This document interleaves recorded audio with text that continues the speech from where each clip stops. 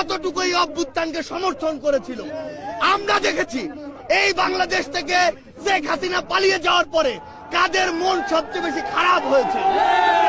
আমরা আমাদের জায়গা থেকে স্পষ্ট দেখেছি, যখন এই বাংলাদেশে অভ্যুত্থান পরবর্তী সময় একটি অস্থিতিশীল পরিবেশ হওয়ার কথা ছিল, তখন কিভাবে আমাদের এই মাদ্রাসার ভাইরা ওই মন্দিরে গিয়ে পাহারা দিয়েছে, কিভাবে 5ই আগস্ট রাতে সারা রাত ওই মন্দির পাহারা দিয়ে সকালে ফজরের নামাজ তার সামনে রাস্তায় পড়েছে।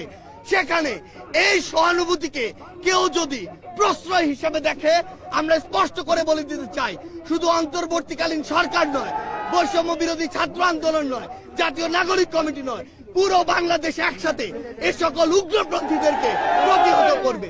আমরা আমাদের জায়গা থেকে স্পষ্ট করে বলতে চাই, এসব ইসকনের নামে যেসব উগ্রপন্থীরা বিগত 16 বছরে অসংখ্য অপকর্ম ঘটিয়েছে,